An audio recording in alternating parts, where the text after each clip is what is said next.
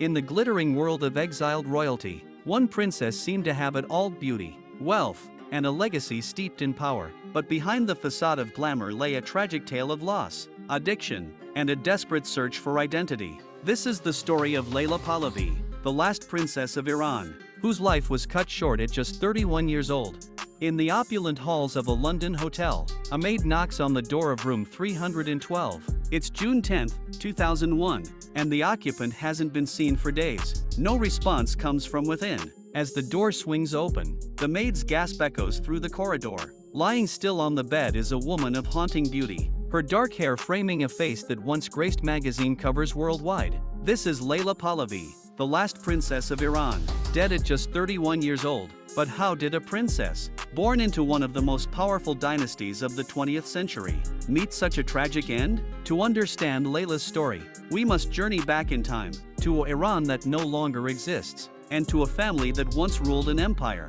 Leila Pahlavi was born on March 27, 1970, the youngest child of Mohammad Reza Pahlavi, the Shah of Iran, and his third wife, Farah Diba. From the moment of her birth, Leila's life was extraordinary. She was a princess in a nation undergoing rapid modernization, a jewel in the crown of a monarchy that had ruled for 2,500 years. The Iran of Leila's early childhood was a country in transition. The Shah was pushing for westernization and modernization at a breakneck pace. It was a time of great optimism, but also of growing tensions that would soon boil over.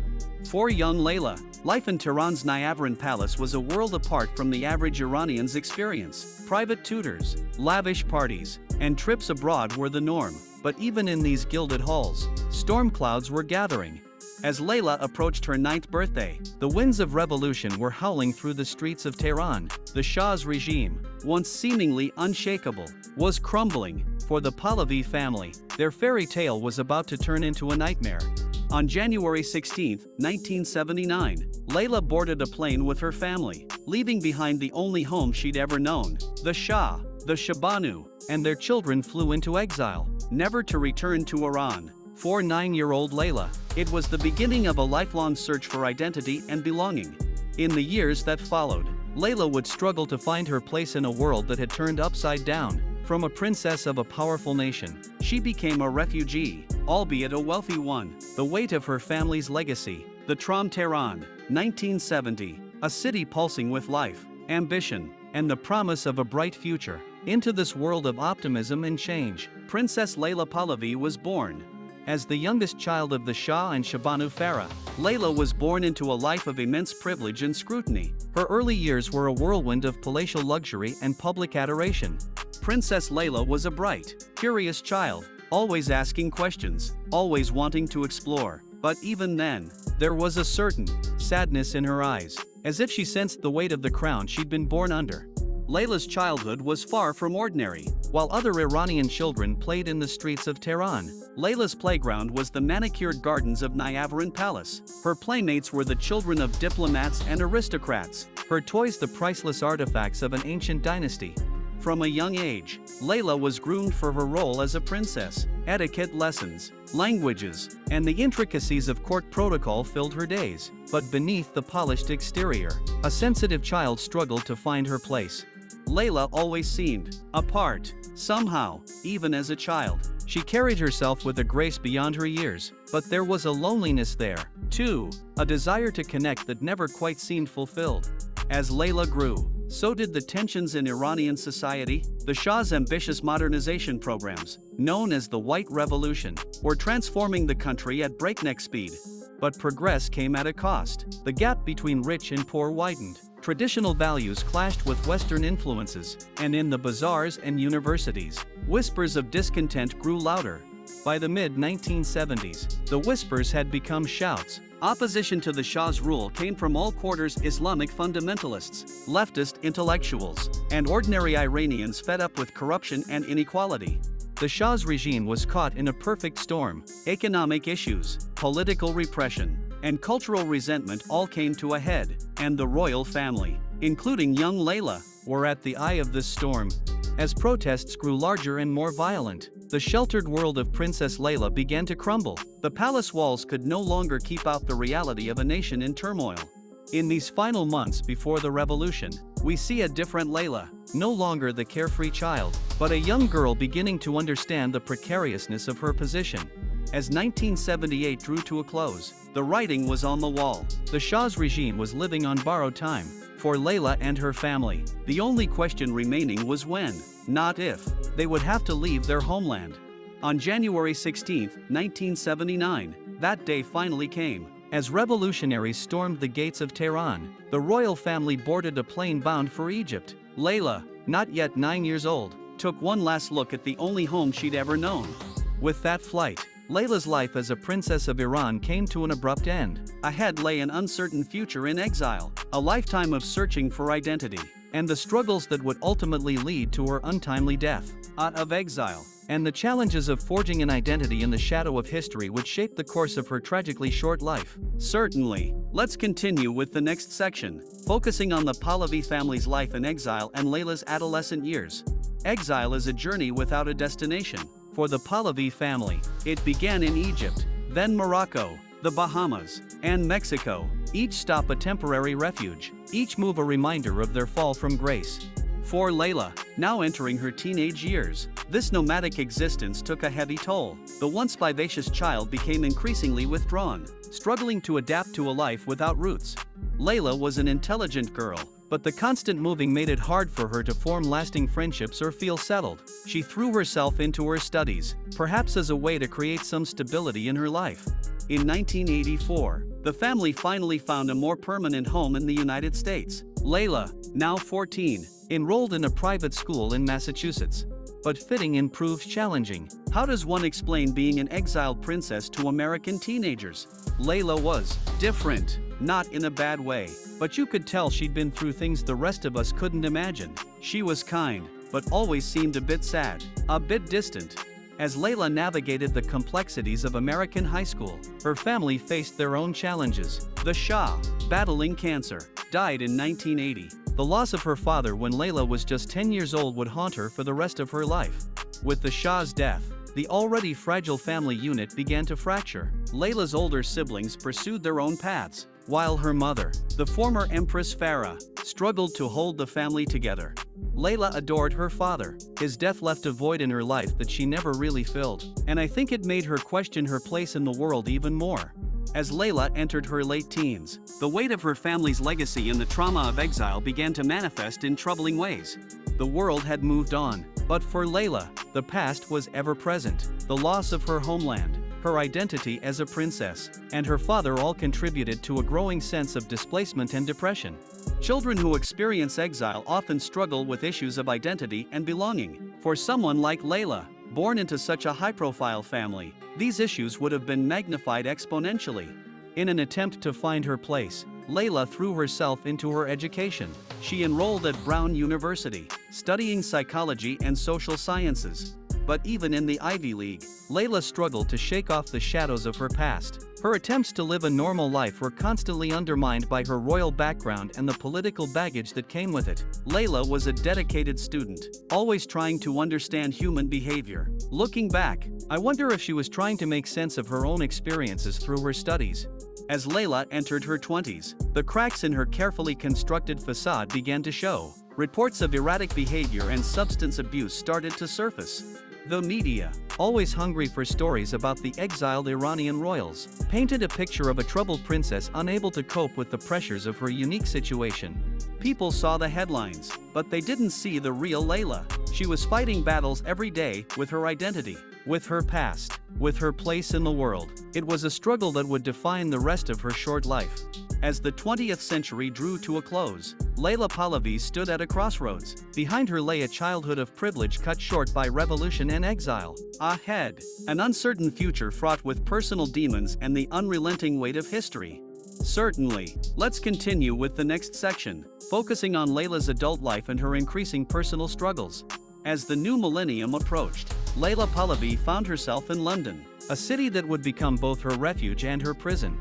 On the surface, Leila's life seemed charmed. She moved in elite social circles, attended glamorous parties, and was often seen at high-profile events. But beneath the glittering facade, a storm was brewing. Leila was always impeccably dressed, unfailingly polite, but there was a sadness in her eyes, a kind of disconnection.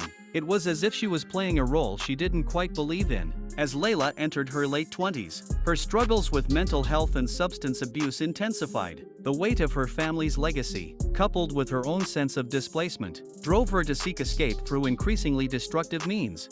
Between 1999 and 2001, Leila checked into several clinics and rehabilitation centers. Her battle with anorexia, depression, and drug addiction had become public knowledge, much to her family's dismay.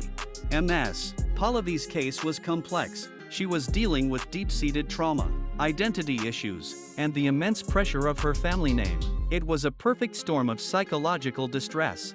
Leila's relationship with her family, particularly her mother, became increasingly strained during this period. The former Empress Farah, while supportive, struggled to understand her youngest child's despair. Leila is a sensitive soul. She feels the pain of our exile, of our people's suffering, very deeply. We are doing all we can to support her, but support alone wasn't enough. Leila's sense of purpose and identity continued to elude her. Her attempts to build a career or find meaningful relationships were repeatedly derailed by her inner turmoil. In these years, Leila tried her hand at various pursuits: art curation, charity work, even modeling, but nothing seemed to fill the void or give her the sense of belonging she so desperately craved. Leila was caught between worlds, too Iranian for the West, too Western for Iran. She couldn't reconcile her past with her present, and this made it impossible for her to envision a future. As Leila's personal struggles intensified, so did her isolation. Friends reported that she became increasingly reclusive, often disappearing for days or weeks at a time. It was in one of these periods of isolation that Leila checked into room 312 of the Leonard Hotel in London on June 5, 2001. It would be her final act. For 5 days, Leila remained in her room, her absence unremarked upon by a world that had long since moved on from the saga of Iran's exiled royals. On June 10, concerned hotel staff entered the room to find Leila's lifeless body. The official cause of death was given as a lethal combination of cocaine and barbiturates. Leila Pahlavi, the last princess of Iran, was dead at 31. Her tragic end sent shockwaves through expatriate Iranian communities and reignited discussions about the long-lasting impacts of political upheaval on its most vulnerable victims. Leila's death was a tragedy, not just for her family, but for all of us who left Iran. In her struggle, we saw our own battles with identity, belonging, and the weight of history. On June 17, 2001, Leila Pahlavi was laid to rest in Paris. Her funeral, attended by exiled Iranian royalty and European aristocrats, was a somber reminder of the life she had been born into and the destiny she had been denied. In the end, Leila's story is more than just a tale of royal tragedy. It's a stark reminder of the human cost of political upheaval, the complexity of cultural identity, and the silent battles fought by those caught between worlds. Certainly, let's move on to the final section of the documentary, focusing on the aftermath of Leila's death, her legacy, and broader reflections on the themes of her life. The news of Leila Pahlavi's death reverberated around the world. For many, it marked the final chapter in the saga of Iran's exiled royal family, but for others, it was a catalyst for reflection on deeper issues. Leila's death forced us to confront the long-term consequences of political upheaval. Here was a woman who, through no fault of her own, became a casualty of history. Her struggle highlights the profound impact of displacement and loss of identity. It's a stark reminder of the psychological toll exacted by exile. For many of us who left Iran, Leila's story hit close to home. Her inability to reconcile her past with her present, it's something many of us grapple with. In the years following Leila's death, her story has become a touchstone for discussions about mental health, the impact of political turmoil on individuals, and the challenges faced by those living in exile. While Leila's life was tragically short, her legacy continues to resonate. Foundations have been established in her name, focusing on mental health awareness and support for displaced individuals. Leila's story reminds us of the human cost of political conflict. Through our work, we hope to provide the support and understanding that Leila herself struggled to find. But perhaps the most profound impact of Leila's life and death has been on the Iranian diaspora community. For many Iranians living abroad, Leila's struggle with identity and belonging mirrors their own experiences. Her story has opened up conversations about the complexities of cultural identity and the challenges of bridging two worlds.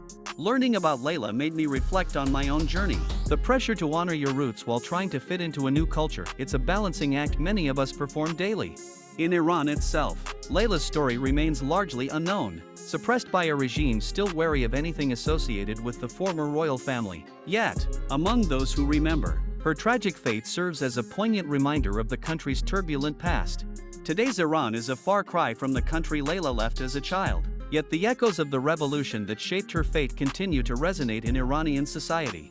The story of Leila Pahlavi is, in many ways, the story of modern Iran. It encapsulates the dramatic changes, the losses, and the ongoing struggle for identity that defines our nation's recent history. As we reflect on Leila's life, we're reminded that behind the grand narratives of political upheaval and social change, there are always personal stories of individuals trying to find their place in a world turned upside down.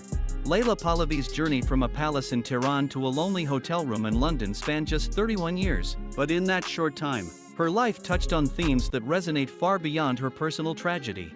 Identity, belonging, the weight of history, the scars of exile, these were the forces that shaped Leila's life and ultimately contributed to her untimely death. In grappling with these issues, she embodied the struggles of countless others displaced by conflict and political change. In the end, Leila Pahlavi's story is more than just a tale of a fallen princess. It's a human story that continues to resonate in a world where issues of identity, displacement, and mental health are more relevant than ever.